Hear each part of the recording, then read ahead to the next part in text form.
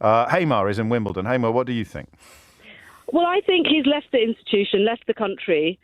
So it really doesn't make any difference, his approach of coming across and saying, look, this is me, this is my story, this is what I've had to do. He's left. He's left the institution, he's left the country. The only reason he's doing it is because he has to sell the books to make money.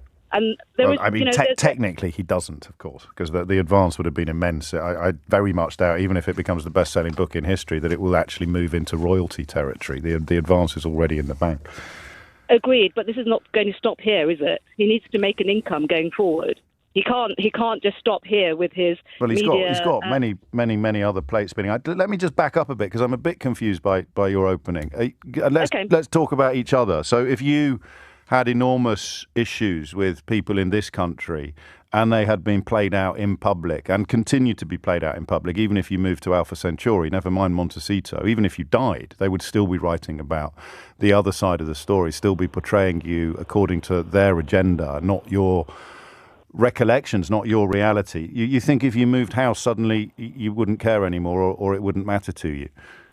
Well, it's my family at the end of the day as well. So it's a combination of whether his relationship with his family. Exactly. So if you'd been appallingly treated in your own mind by your own family and the whole world was watching, you think that by moving house you'd somehow not care anymore?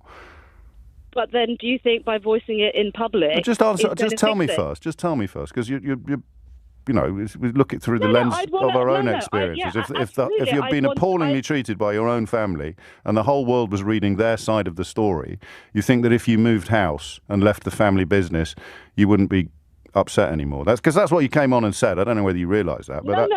I know. I'm not saying that the upsetness is going to. You wouldn't want your side of the story out there. The whole world is reading. The whole world is reading their side of the story. But do you think that's going to change his being upset? Yes, of course it is. Of course it is. He's written how that works. He's explained why it does help. How does it help?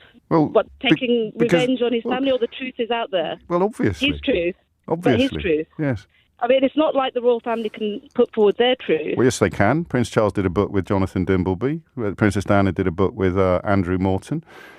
They have press offices which are in daily contact with newspapers. Of course, that's the whole point, is that they have full access to the levers of media coverage, and he has chosen to cut out the middleman. I don't know what you're confused about, to be honest. No, but can I ask, do you think that his book is fully the whole story? It's his opinion and his perspective. And whose opinion do you expect him? Whose perspective do you expect him to write about? No, but you're also saying that the whole of the media is also completely one-sided, and you're saying there's got to be a middle ground. I mean, you're saying all of the media is one-sided. It's not all one-sided. Well, the Guardian is pretty objective on this, but if you wanted to do it in terms of influence and readership, then that's not an opinion, Hamar. That's just counting. I agree. I'm not saying that the Daily Mail hasn't... It's not just the Daily Mail, is it? It's the Sun, it's the Daily Express, even the Times, the Sunday Times, the Sunday Express. The Mirror is not sympathetic, I've got to be honest with you. You might think the Mirror, as an essentially left-leaning newspaper, might swim against the tide of the right-wing newspapers, but this transcends politics. This is about deference, and so the Mirror goes the same way. The Telegraph is possibly even more salacious than some of the cheaper print. So again, we're not going to get away from this central point, that because I've heard other people make this argument, and I'm not suggesting for a minute that you've just sort of inhaled it without thinking, but the idea that because he's moved to California and stepped back from formal royal duties, he should somehow not care about getting his side of the story out there, or not care about dealing with his trauma in the public space where he's lived his entire life. In recent years, Prince Harry and Meghan Markle's decision to step back from royal duties and relocate to the United States has sparked widespread debate. Among the myriad discussions, a notable exchange occurred on LBC's radio show, where host James O'Brien confronted a caller criticising the couple for leaving the UK after significant public investment in their lives. This incident not only highlights the polarised views surrounding the Sussexes but also underscores broader societal sentiments about duty, privilege, and personal autonomy. On January 8, 2020, Prince Harry and Meghan Markle announced their intention to step back as senior members of the royal family, a move that became colloquially known as Megxit. Their decision was influenced by a desire for financial independence, increased privacy, and relief from intense media scrutiny. Subsequently, the couple relocated to North America, eventually settling in Montecito, California. This transition was met with mixed reactions, with some viewing it as a personal choice for well-being, while others perceived it as an abandonment of royal duties and responsibilities. In a segment on LBC, a caller expressed disappointment in Harry and Meghan's departure, arguing that the UK had invested so much in them. This perspective suggests that the public's financial and emotional investment in the royal couple entailed certain obligations on their part, including continued service within the UK. The caller's sentiments reflect a broader viewpoint that members of the royal family owe a debt to the public that supports them. James O'Brien, known for his incisive commentary, challenged the caller's position. He questioned the notion that personal happiness and well-being should be secondary to public expectation, especially when faced with relentless media intrusion and personal attacks. O'Brien highlighted the couple's pursuit of a life where they could maintain their mental health and protect their family, suggesting that such aspirations are universally understandable. He also pointed out the double standards in public expectations, noting that other royals have made personal choices without facing similar backlash.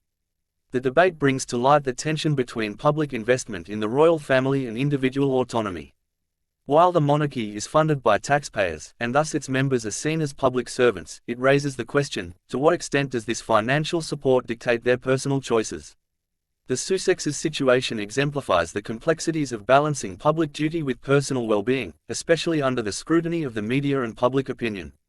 The media has played a significant role in shaping public perceptions of Harry and Meghan. Intense scrutiny, often accompanied by negative portrayals, has influenced opinions and fueled debates about their decisions. O'Brien's defense of the couple underscores the impact of media narratives and the importance of critical engagement with such portrayals. It also highlights the need for empathy and understanding when discussing the personal lives of public figures. The exchange between James O'Brien and the caller encapsulates the broader societal debate about the roles and responsibilities of the royal family in contemporary society. It challenges listeners to consider the balance between public expectation and personal autonomy, and to reflect on the human aspects behind public personas. As the Sussexes continue to navigate their new lives, discussions like these will persist, prompting ongoing reflection on the evolving relationship between the monarchy and the public.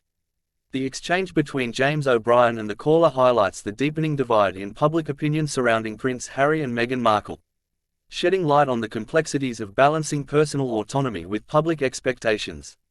O'Brien's response challenges the notion that royal figures owe their happiness to the public, emphasizing the importance of mental well-being and personal choice. This conversation underscores broader discussions about the role of the monarchy, the impact of media narratives, and the evolving expectations of public figures. As Harry and Meghan continue their new lives, debates like these will persist, pushing society to reconsider the balance between duty and personal freedom in the modern world. Thank you for watching.